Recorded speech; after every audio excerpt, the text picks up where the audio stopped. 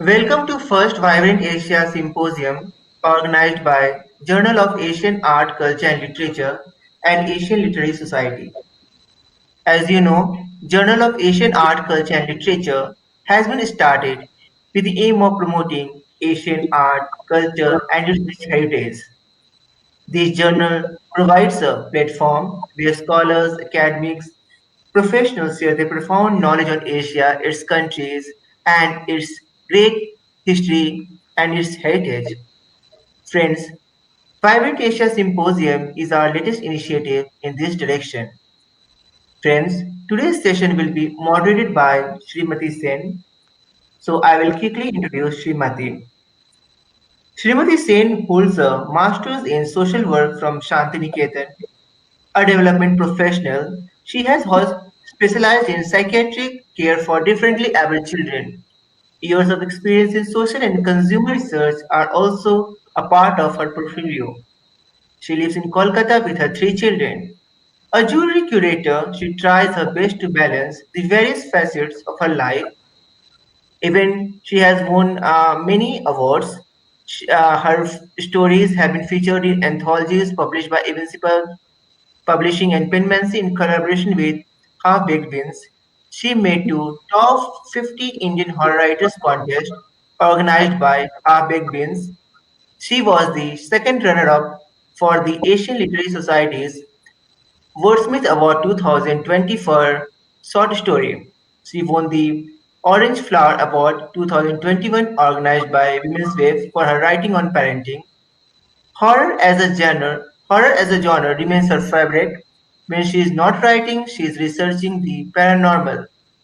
So, thank you, Srimati, and I will request you to moderate the session. Thank you, Manoj sir. Once again, welcome to the first Vibrant Asia Symposium of Journal of Asian Art, Culture and Literature. Let me introduce everyone here present today. We have with us Neeti Patri. She is an educationist, a prize-winning poetess, a writer, an exhibited artist, and an editor. She is the Pan-India Education Director of a renowned chain of schools, the founder principal of a reputed senior secondary school. She was awarded for the best upcoming school in youth. She has contributed to more than 40 anthologies and has edited seven.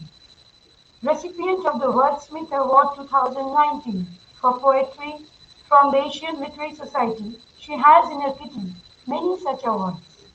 The Wordsmith Award 2020 for English poetry from ALIS was also hers. The Best Editor Award from Impish Glass Publishing House. The Prasanna Jaina Memorial Award 2019 for English Short Story on Women Empowerment. The highly acclaimed 2020 Indian Women Achievers Award in Literature.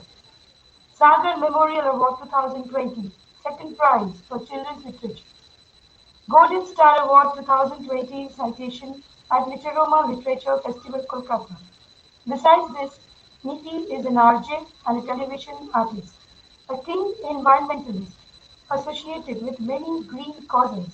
She loves nature photography. Niti lives in Gurgaon and believes in the saying, when the universe smiles, a child is born.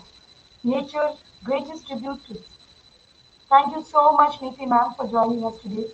Let me move Thank you, on. Srimati. Thank you. I'm humbled today and very, very privileged to be amongst a whole shining light of women here. So bright, so beautiful. Thank you. We're glad to have you with us, ma'am, today. Thank you so much. We move on to our next panelist, Mani Saxena. Mani is a geologist turned writer, poetess, and a singer from UP. A postgraduate in geology from Banaras Hindu University, she is presently learning Hindustani classical vocal music from Allahabad. Mani has had many of her poems, short stories, and quotes published in different websites and newspapers. Life in her words is love for the moment. Her inquisitive instinct, human temperament, and intuitive bent of mind has made her what she is, a poetess. She has also won many awards, from school to the Inter-Faculty Youth Festival for a musical performance. Besides singing, she is also a composer, creating music. Thank you, Mani. We are very happy that you are here with us today. You can unmute yourself. Hi. Thank you so much, Srimati. Okay. You want to say anything else? I can move on to the next panelist. Yeah, you can move on. Okay. Thank you so much. We also have with us Poonam Kanwal. She is an investor and co-founder of Bindas Party. She is also a visiting faculty in some of the business schools in Mumbai. It has only been a few years that she has actively indulged in writing. Winner of Indira Innovations Women Entrepreneurship Award 2013, she is also a winner of ALS Wordsmith Award of Excellence in English Poetry 2019. Her name also figures in the long list of ALS Indian Women Achievers Award. Poonam is a published poet in many anthologies. She is also the first runners-up in VPR Mrs. India 2020 and VPR Mrs. Vivasius 2020. We are very glad to have you with us, Poonam. Thank you so much, Srimati. It's really great to be a part of the first Vibrant Asia Symposium. So it's my honor, and I'm very, very delighted. And thank you so much for having me over. Thank you very much. We now move on to our next panelist, Preeti Warrior. She is a master's in electronic engineering and an assistant professor. Preeti loves weaving stories around little heart-touching instances that happen around us. She is one of the winners of the TOI Times of India Write India campaign Season 1 for the famous author Anita Nair. Preeti has contributed to anthologies like Rising from the Dust, Born Too Soon, She the Warrior, Travel Diaries, Secret Diary, A Kaleidoscope of Asia, Sharing Lipstick and Shattered. A regular blogger with ALS, that is Asian Literary Society, Mom's Presso, Women's Web, Let's Make Stories, Plethora Blogism, In This Woman Online, Juggernaut Books, Story Mirror, Pratilipis and Sharing Stories. Thank you, Preeti, for joining us today. Thank you, Srimati, for that wonderful introduction. I'm so glad to be, amongst such accomplished women. Thank you. Thank you, Ailes. Thank you, Srimati. Thank you, Preeti. Now that I've finished introducing all the panelists here, I would like each one of you to say a few words about the articles that you have written for the Journal of Asian Arts, Culture and Literature. I'll begin with mine and then we'll take turns in talking about it. Uh, Mine is titled Tapestry of Stories. It is based on the famous form of craft, the craft of weaving katha, which originated in Bangladesh. In my article, I tried to analyze the socio-cultural aspects of weaving a katha, how the craft evolved, where it moved from, that is from Bangladesh to India, and the modern day challenges that it is facing. Now let me share a very interesting fact with you, is that I've written about Bangladesh, but I've never been there. We have been trying for the last couple of years to visit Bangladesh, but every time we have planned, our plans have gone awry. And I don't know when I'm going to visit Bangladesh. So why did I write about Bangladesh? Now to tell you, my husband's family hails from Bangladesh. It was at the dead of night many years ago that my father-in-law, when he was a very young boy, escaped with his family members, his grandparents, and all his near and dear ones, grabbing each and every belonging in his house in a tiny boat. And they sailed the whole night, traversing the mighty river Brahmaputra to reach India. They settled in Assam and began their life anew. Now, that is where, like when I got married and moved into the Karmakar family, my husband is a Karmakar from Bangladesh, I kept on hearing such stories, the struggles that they've gone through and how, what a dreadful journey it was. to cross the river and move to Assam. So what I've heard from my relatives and all the people is that they whatever they could grab, they could they moved. They did not have much time to board the boat, so they did not grab anything that's precious, like precious metals like gold and silver or anything like that.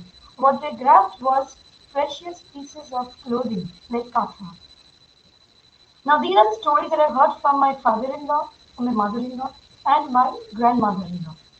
As a newly married member of that family, I was bestowed gifts by each one of them.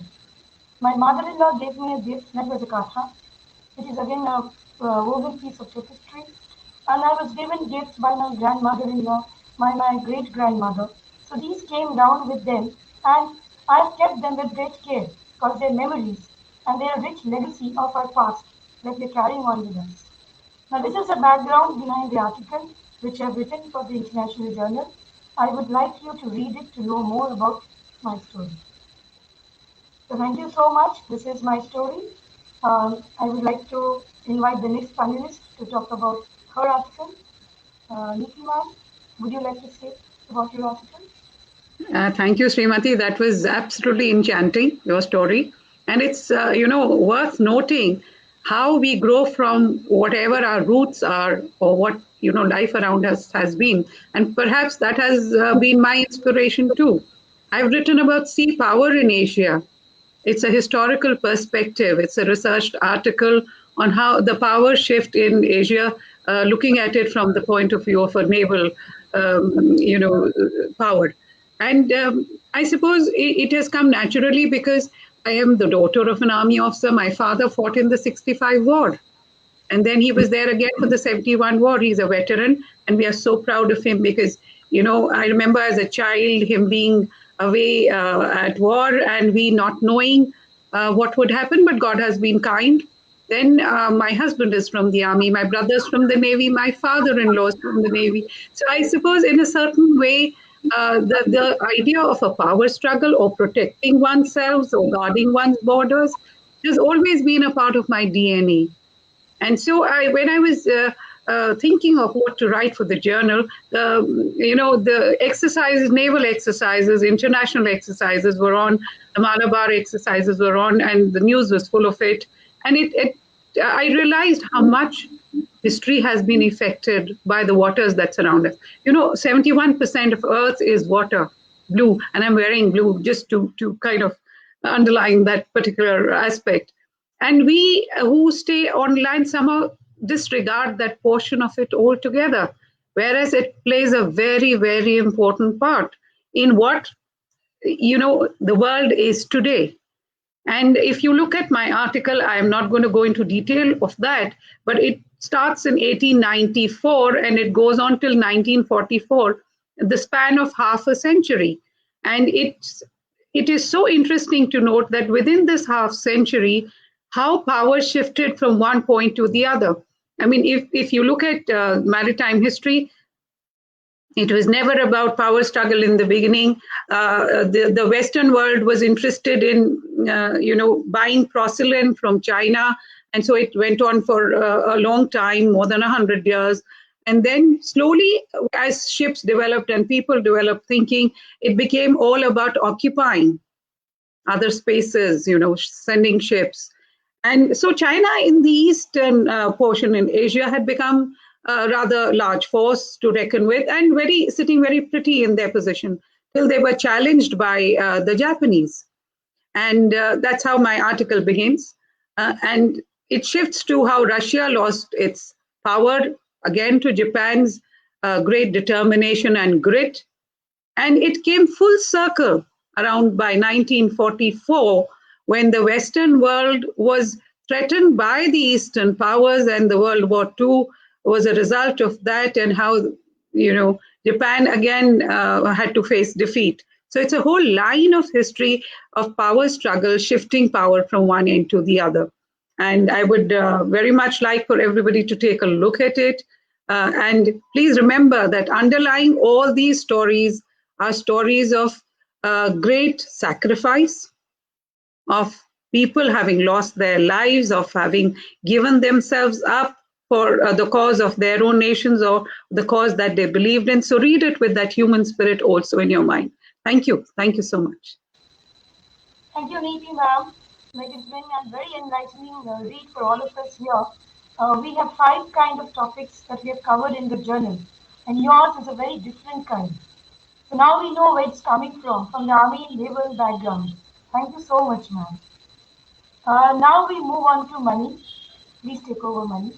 Please say a few words about the article that you have written for the journal. Okay, thank you so much, Srimati.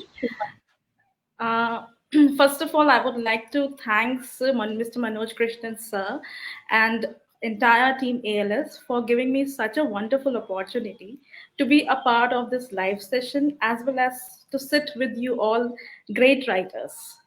And so basically, my article focuses on the mythological study of Japanese and Turkish culture. Now, the question arises, what is mythology? So, mythology is basically the study and interpretation of often sacred tales or fables of a culture known as myths. Now, myths tells the stories of ancestors and the origin of humans and the world, the gods, supernatural beings, and heroes with supernatural, some kind of god powers, the meaning of suffering, the origin of place names, animals, cultural values, and traditions, the meaning of life and death, and the afterlife story. Now, myths also describe the origin or nuances of long held customs of or explain natural events such as the sunrise and the sunset, the cycle of moon and the seasons, or thunder and lightning storms. So, in my article, I have covered few aspects of Japanese mythology as well as Turkish mythology. And if I talk about Japanese mythology, it is a group of customary testimonies, rituals, and traditions that surfaced up inside the chain of archipelago in the Japanese landmass. It includes different historic gods like Shinto and Buddhist, and deities like Amaterasu, Omikami, Izanagi, then Susanoo, Tsukuyomi, Ebisu, and Raiden. Now, if we come to Turkish mythology, it is the name given to the mythological whole that the historic Turkic people believe. So I have described different gods of Turkey like Ome, Margan, Ulagan, Kaira, Erlik, Kizagan. And beside this, it also focuses on their influences and symbolism. So I hope you will like my article and please give a look to it. Thank you. Thank you, Mani. Now I'll tell you, I loved your article because mythology is a very favorite subject of mine. Because Oh, delving that's deep great. into mythology gives you a lot of insight about a particular culture. And let me also tell you, the way you pronounced the names of the gods and goddesses, it was very difficult. I was Yeah, actually they thinking are. how the pronunciation should be like. So from a Right. junior to someone who's specializing in mythology, that's a huge transition, I would say. Thank Thank you. you. Thank you so I much. hope we'll read it and get to know more about the Japanese and the Turkish mythology. Thank you, Mani. Thank you. Thank you so much, Srimati. Poonam ma'am, let us hear you out about your article, ma'am.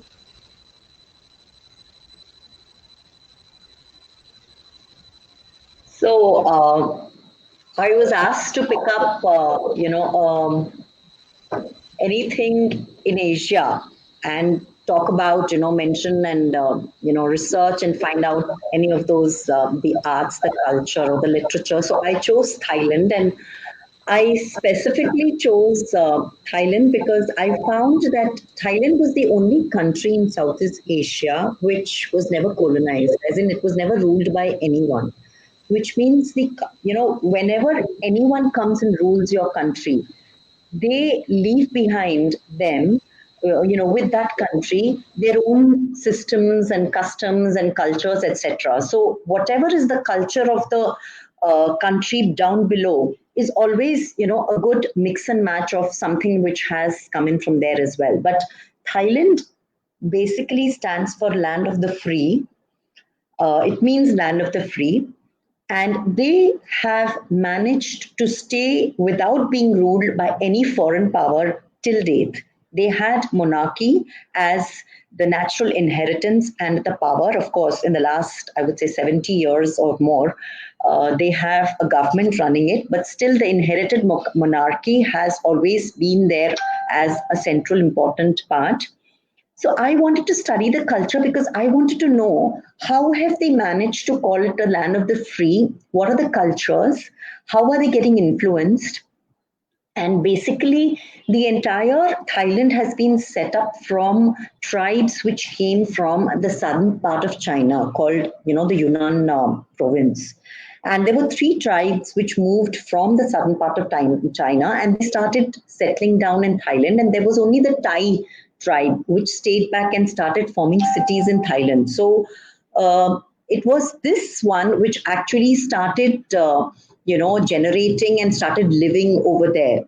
Now, if you look at Thailand, though they call it the land of the free, they are superstitious in a lot of ways, and we will talk about it later as to what are the customs that and the traditions, etc., that they follow. They're very superstitious, and they believe in spirits of the ancestors as well as the nature spirits.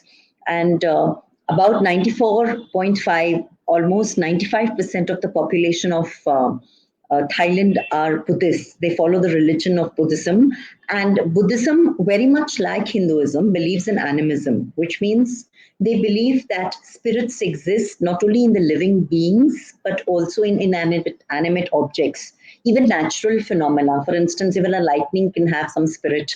Even the water will have a spirit. So, they believe in respecting these spirits. And that is extremely intriguing. If you look at the most, I think it is the fourth most visited Asian country as far as the tourist, is concerned. And even at the international levels, it's amongst the top most visited countries. So I wanted to understand how important the culture was and what all did they do.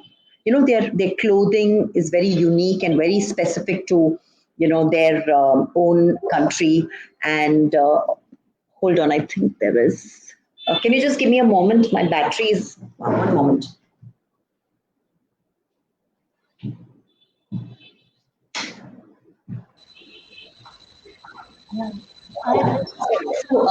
So that's why I wrote about the culture, and we'll discuss in depth a bit more about, the spirit houses, etc. It's traditional, and yet it is open to tourism. And whenever the tourists travel to these destinations, they have to follow the rules, over there. I have visited Thailand twice, and trust me, there is some part of Thailand which reminds me of my own country. And that's another thing that intrigued me to want to write about Thailand. I felt at home, especially with the temples. A lot of our gods are also worshipped there, and they follow similar stories as we have on Ramayana, etc. So, it is it's a feeling of comfort and feeling at home. That's one of the key reasons I chose Thailand. And that's it. I think you must read the article and do please give us feedback on what you feel about it. Thank you so much. Thank you, Poonam ma'am. The article was a very engrossing read for all of us. I'm sure about that, and especially the part about spirits, then animism. It was very, very interesting. Thank you. We now move on to Preeti. Preeti, are you there? I think she has got disconnected. I think there's a problem with her internet.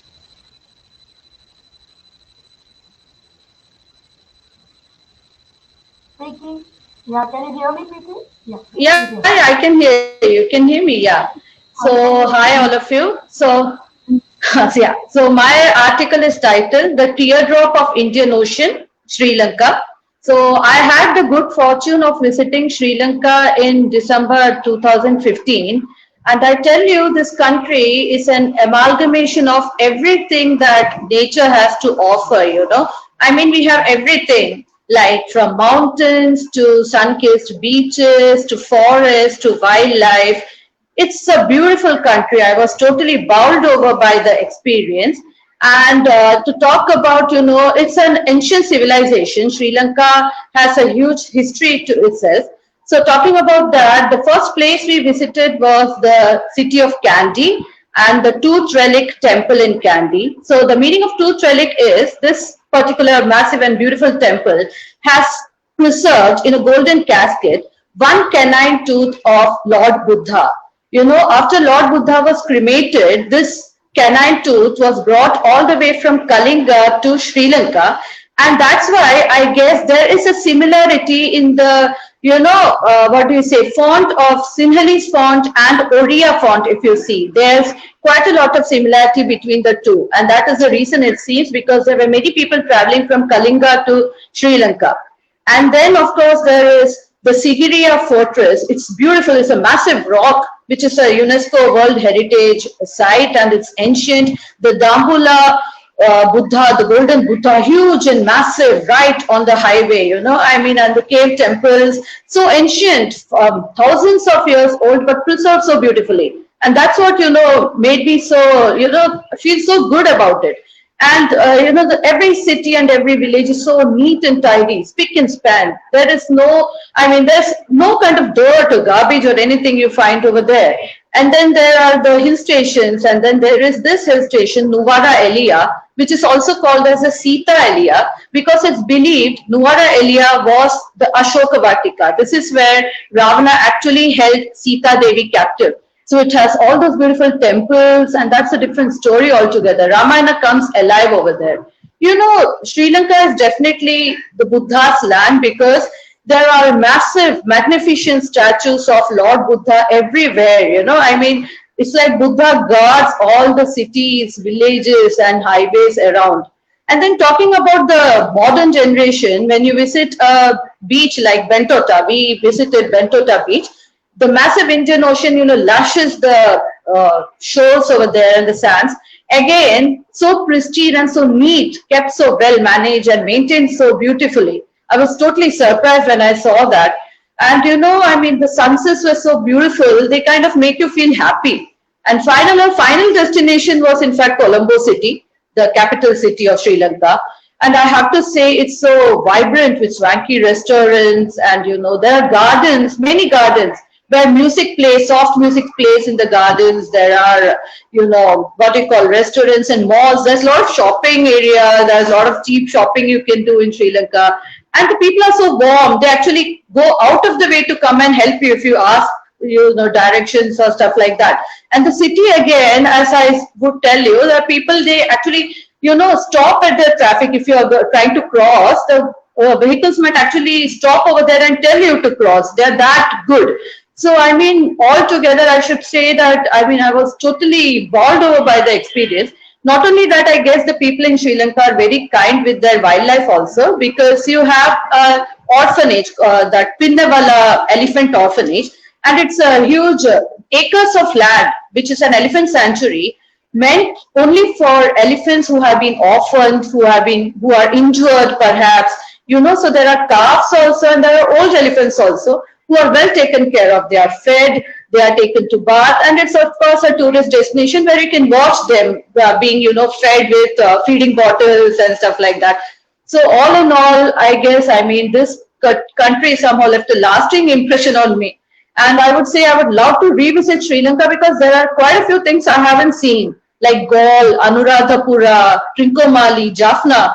There's so much it has to offer, and I would love to revisit this place and write again about Sri Lanka.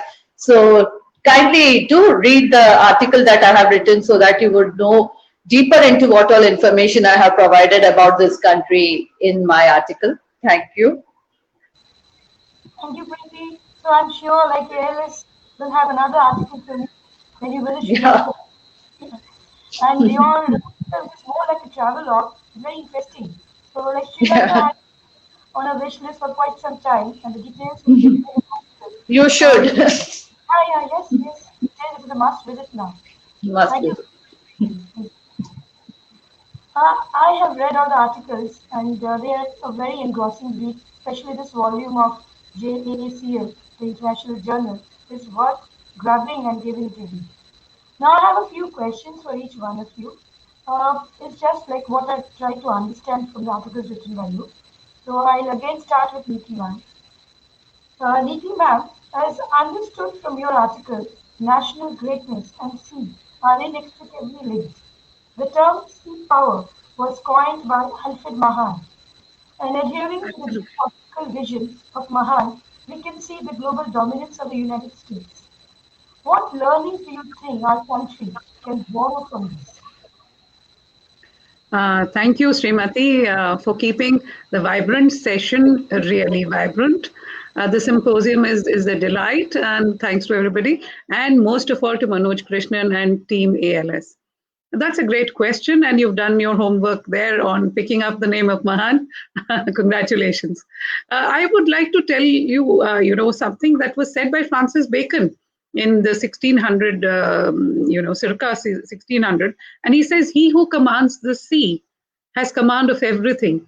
So that kind of sums up, anything that you want to say about it, because if you look at India or any other country, the influence of the Navy, sea power, as you may like to refer to it as, goes beyond its borders.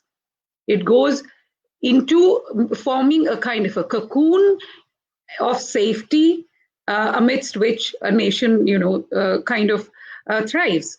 And India is a peninsula. There's water on three sides. And so it's very important that Navy, keeps us safe. Please also remember that we've got islands in the sea. So the Navy keeps those protected. And now, if you look at wars traditionally, you will realize that air power was required during those wars. Now, sea has aircraft carriers, which become floating bases for the Air Force to, for them to exert air power. And which is why in my article, even though the Battle of Midway is not strictly a naval battle, it figures in my list of great battles because it had the base of the Henderson Airfield Base, which is so important for both the sides to have occupation of, so that they could have land their aircrafts over there. Another way, if you look at Navy, it's not just the surface waters. It's not just the air power that they provide, extra amount of support to. There is also the underwater submarine world that they occupy. Another very interesting fact about it and is what the Navy or the sea people refer to as lines of communication. Now, lines of communication, as a layperson would understand, are like highways of the sea. They are routes on which ships travel from one place to another.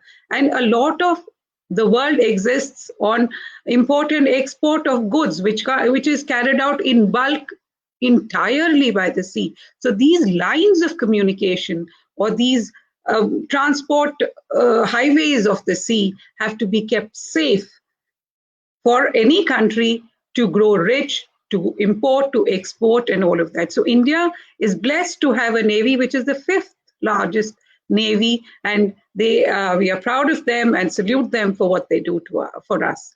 Thank you for that question, Srimati. Thank you, Niti ma'am.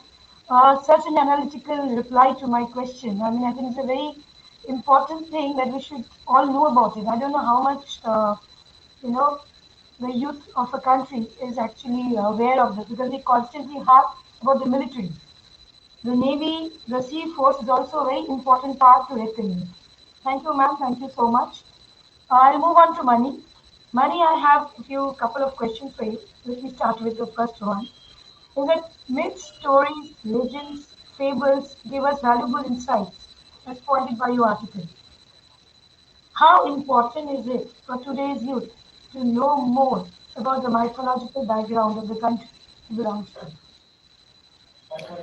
Okay. See, the country is like our home, and youth are like its bricks. And for a home, the most important thing is its foundation. And according to me, mythology, history, culture These are something which makes the foundation of a country because it teaches us many aspects. So, firstly, I would like to say it is the foundation for a lot of regions that are practiced, and every religion has stories like that, both ancient and modern.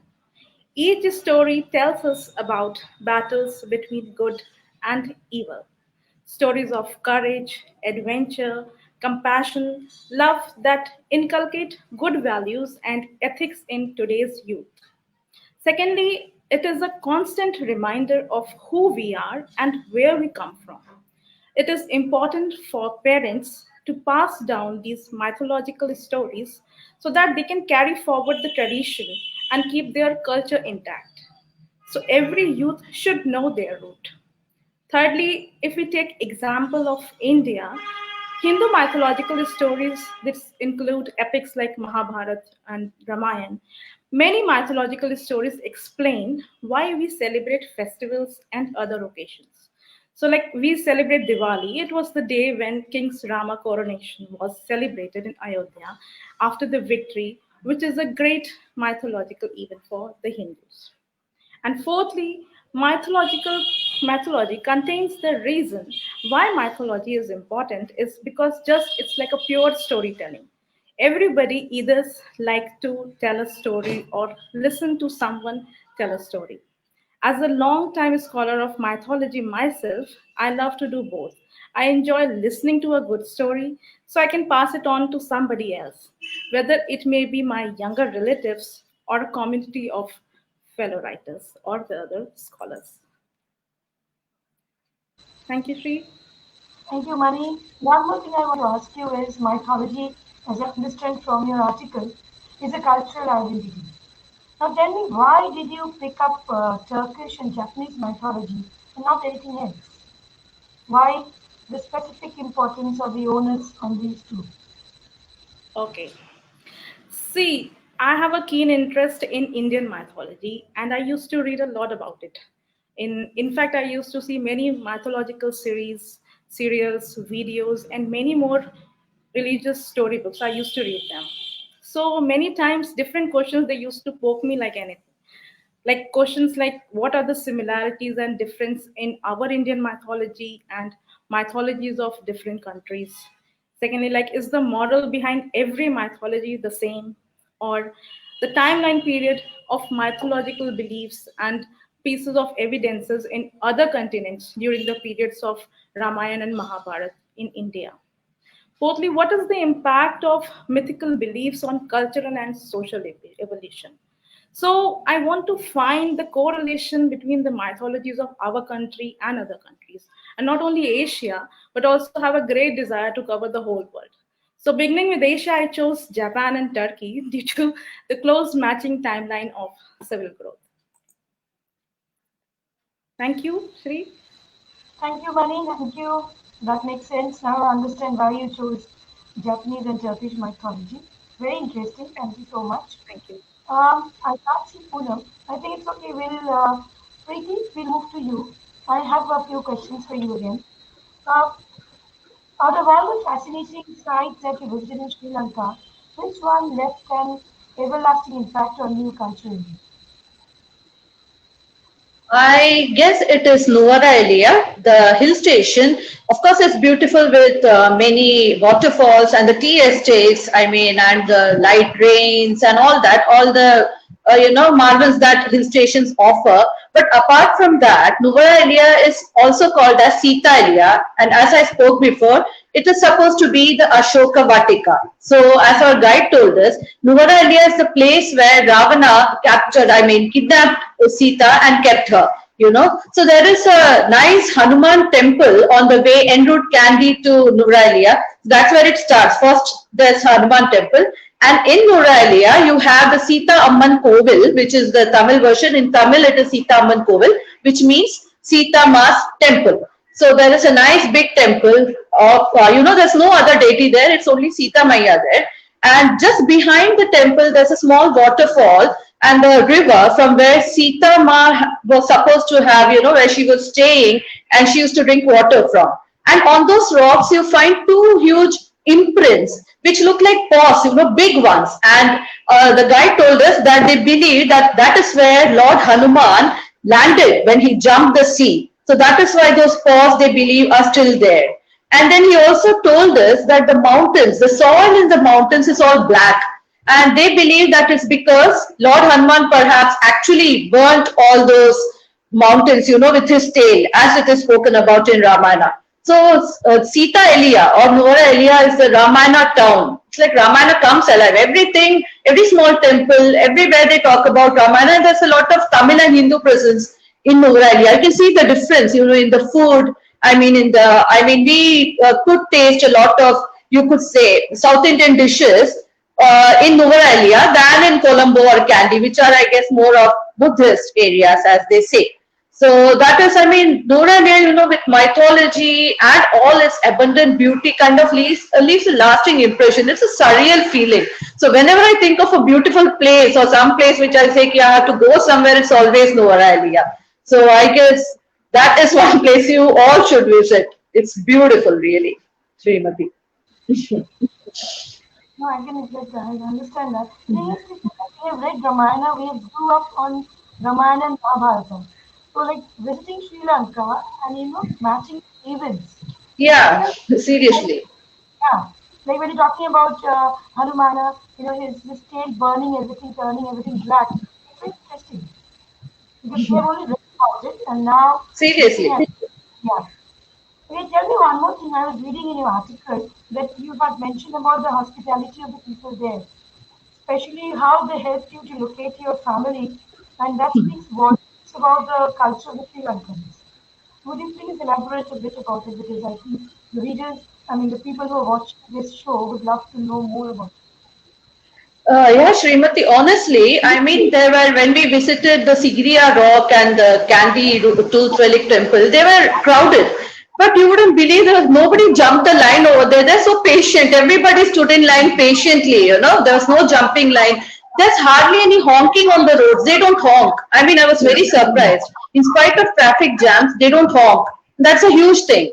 And more than anything, what touched me was when I was traveling from Sigiriya to Kandy. So for lunch, we stopped at a roadside small restaurant.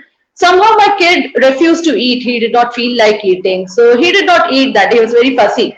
So the lady who owned the place, she did not even speak the language, but she was very concerned that your kid hasn't eaten anything. So she was kind of gesticulating that he will be hungry till the time you reach Kandy. So the family, they actually sliced a few mangoes from their own orchard and gave it to my son, which he ate very happily. And they didn't charge us a single penny for that. And they were like, no, he did not eat anything. So the guide told us, the lady, she's saying that he did not eat anything. So they felt very bad. So they offered all those mangoes to us. It was so touching. Nobody had ever done something like that anywhere. So the people are very helpful, very warm. They go out of the way to come and help you. Especially, they'll smile at you. They'll say good morning. They will stop at traffic. So it was a huge difference I saw from many other countries, perhaps, which I have visited. Sri Lankans are definitely warm and generous and kind people. And this was the best example. It never leaves me, this memory, So you've given us all the reasons why we should visit Sri Lanka. Yeah. Let COVID get over. You start planning a visit. Yeah. Thank you, Preeti. Poona ma'am, I have a question for you. Your article tells us how religion, superstition, and mystic energy plays an important role in the Thai culture. Could you please elaborate more about the Thai houses? The spiritual, the house for the spirits that is built there. It's very interesting to know about it. Yeah, sure. It's very, very interesting, when you try and understand the spirit houses, which are also known as the fee houses, I'm sorry. So the whole thing starts with, their belief in ancestral as well as natural spirits, and they feel that if they keep the ancestral and the natural spirits happy, because they believe in animism, which means spirits exist in everything around them, living or dead. They feel if they keep the spirits happy, if they respect them, if they, are devoted to them in some format or the other, the spirits will bless them and there will be good fortune which will come into their homes and workplaces, etc. So the whole concept starts like this. It is kind of, I would say, religious because they invite a monk or a priest, to come and start the entire process of giving blessings to start a spirit home. The first thing they do is they dig a hole inside the location, where they want to have the spirit house. The spirit house is never built inside; it's always outside. Whether it's a house or it is a official building, or it's a shop, or it's a restaurant, or even a park, they will have a spirit house outside. So they dig a hole, which is almost 2 meters deep, and then the owner of that place will throw some, money into that place, will throw a few amulets and some colored stones, and then with an incense stick, they will do some prayers, and then eventually one pole will be put inside, and top of a pole a spirit will be made. All this happens with the blessings of a monk or a priest. Without that, it doesn't happen, because he has to invite the spirits to start residing in that spirit home. Now the spirit house is like a small doll house, and I would say it is very similar to the temples that we have in India with the sloping roofs and all that stuff. These are much smaller in sizes. Even the color that they carry, are bright blues and greens and reds, etc. And the color is also decided with the reference to, some astrological charts which they check, and they find out, okay, for this owner, this should be the color, or that should be the color. That's the way it goes. And then inside the spirit houses, they will have miniatures, of humans and animals and some furniture pieces, etc. Basically indicating, that there is a spirit living in all of these. Now, every day in the morning, flowers are, used to decorate the spirit house, and they give food, raw as well as cooked food. I mean, in the modern times, I have found that even a McDonald's burger or a sandwich is kept as a food as long as it's offered. Yeah, it is offered. And this is done every morning. And then they take the incense sticks, and they, do their prayers. And basically, they respect the fact that spirits exist. They respect the fact that they are giving them a comfortable home to live in. They respect the fact that if I give them all these comforts, I respect them. In return, there will be good luck and good fortune which will come to the people residing in the home, as well as to the people who are, if it's outside an office or outside a public place like a park, sometimes it's also on the road. So they feel that on the road, it is lucky because it ensures the safety of the motorists and the people who are traveling. So it's basically, intention is good luck, good fortune. And if it is outside an agricultural land, it is, they feel that it becomes very fertile and the productivity is very nice. And besides that, they always have a red colored water which they offer. Nowadays it is the strawberry Fanta. Red in color would implicate that this is basically the blood, in the humans. They believe that we all exist because there is blood, and they want to respect the fact that there is blood also kept there. In the olden times, before Rama, the one banished this whole process, there was, sacrifices of animals which were given, and the blood was kept in these homes, in these spirits' houses. So now they banned it. So instead of having an actual blood of an animal being, offered to the spirits, they have the strawberry Fanta, which is kept there to implicate or to basically show that this is blood, and which is the lifeline of everything which is living, at least.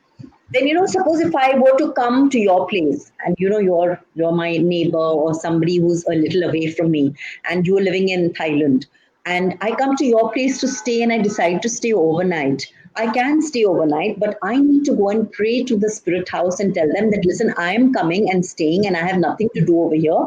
I am just staying as a guest, and kindly give me permission to come and stay. So they have these kind of things. Then for some reasons, if the spirit house has to be pulled out, it is normally constructed on one single pole as a little dollhouse on top, or on 4 different poles, depends upon whatever is suggested by the priest. Now, suppose for some reason the person is moving out and he has to move the spirit house, then under such circumstances also they take help from the monks and the priests who come, who do some prayers to ensure that the spirits are not kept unhappy, and then it's uprooted. And it is either kept in a temple, or it is kept in special cemeteries, till they rot, this thing rots on its own and dies. So earlier, the spirit houses used to be made of wood.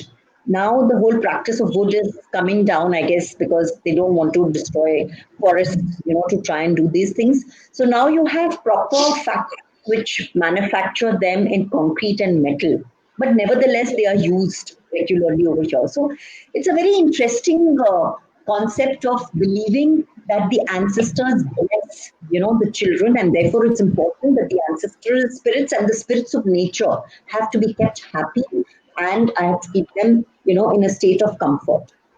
So that's about the spirit houses. Very interesting. I've seen the photographs in your article. Are they clicked by you or No, no, they are not clicked by are me. not? They're not clicked by. No, no. Lot of variety even in the spirit houses. Huge Yes, creativity.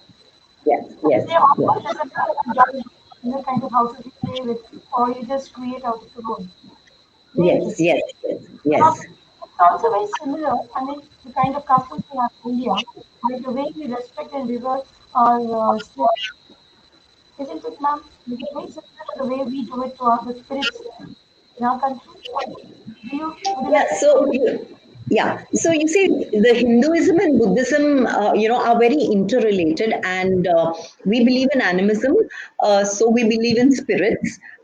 We believe in ancestral spirits, where we dedicate, a certain number of days during the Shrad, which is known as the Pitra Paksh. For 16 days are dedicated to prayers which are offered to our ancestors, and even our belief goes like that in Indians and Hinduism, that if we keep the ancestors happy, they will bless, and all the generations that come in later, will have good luck and will have good fortune. So we do it in that way. But if you look at anything like a spirit house, we don't really have a spirit house in India.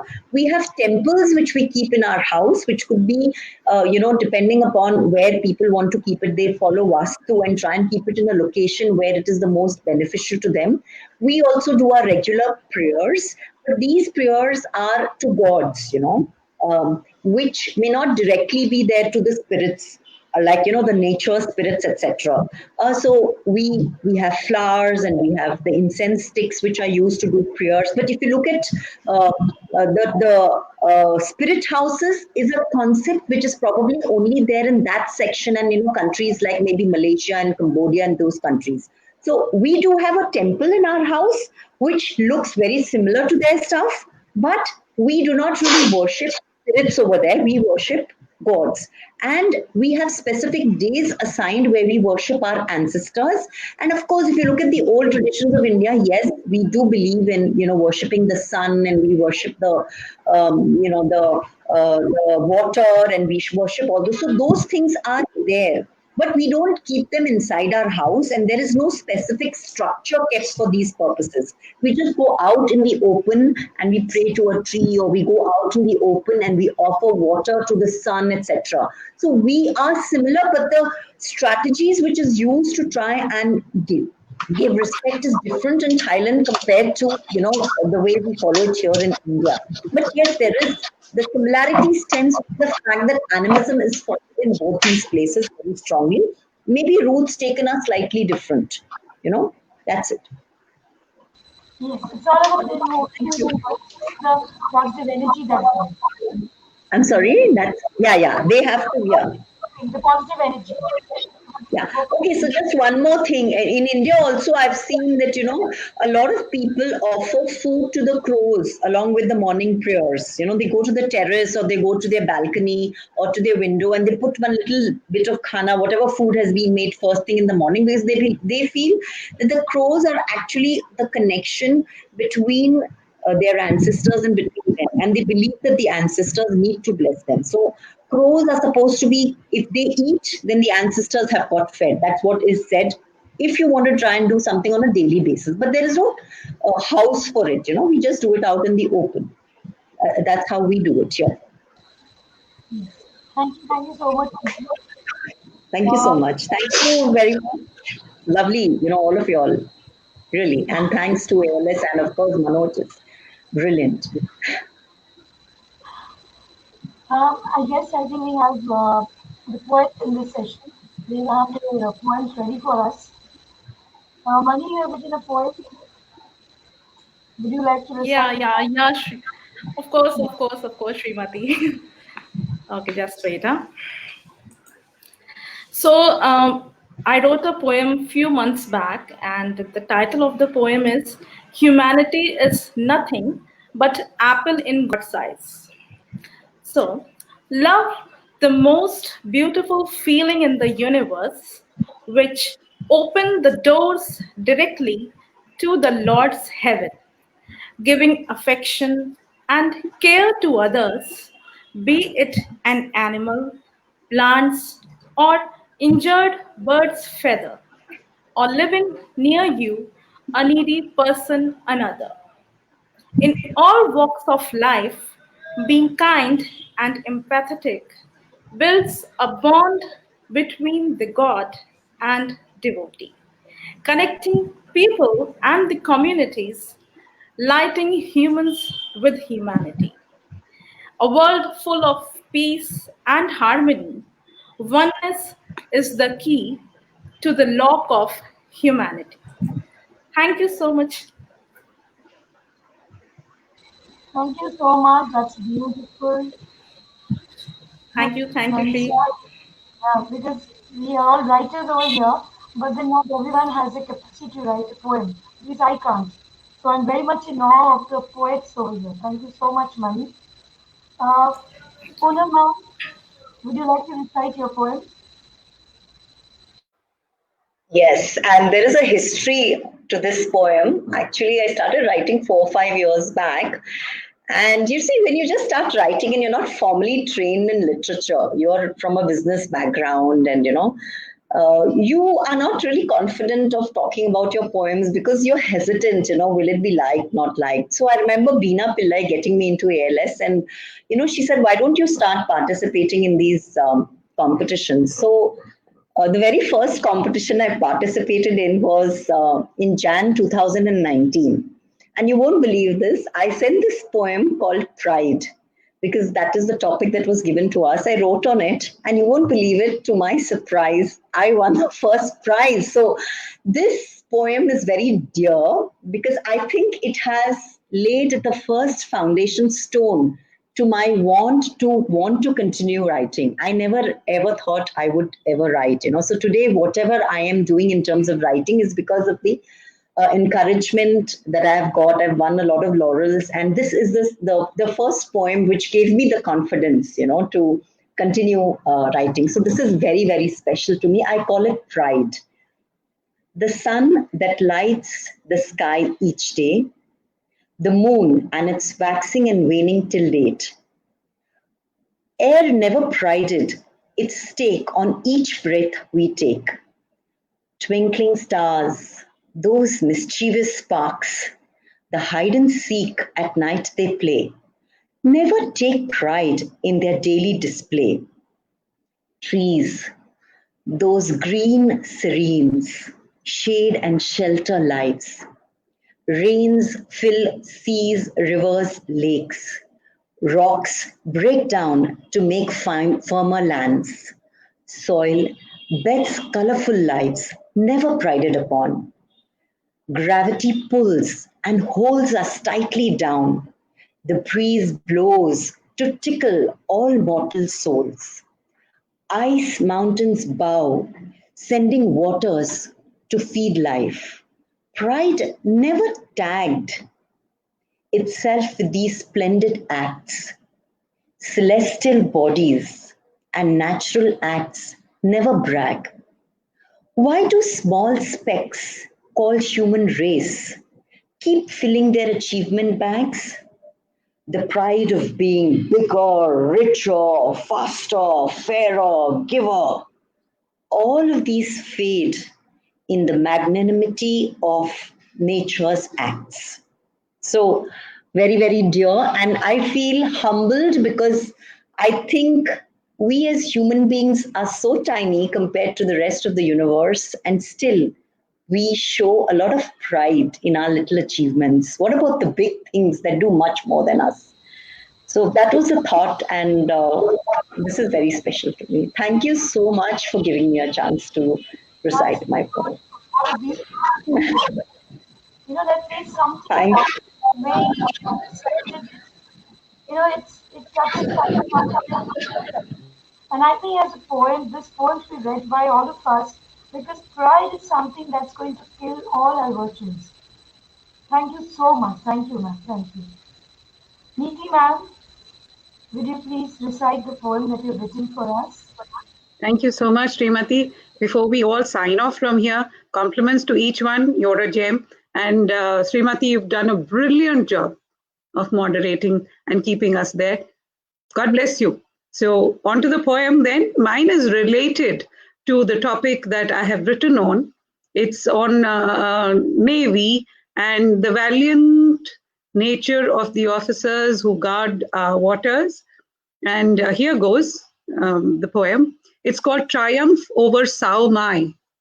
It is a tribute to the never say die spirit of the fearless and valiant officer of the Indian Navy aboard a destroyer headed to China, caught mid-sea by Typhoon Sao Mai 2000. It was one of the most intense tropical storms of our times, and there were a lot of accidents and fatalities related to it. Now, in order to survive, the ship had to be kept moving with its head facing the winds. You see, the ship which is caught in a storm must face the wind. Otherwise, if the wind is behind it, it will be tossed into oblivion. So keeping its head to the wind was an exercise that required tremendous courage, forbearance, and technical skill, as the engines and power generators continuously failed and cracks developed in the ship itself. So here goes this the poem for all of you.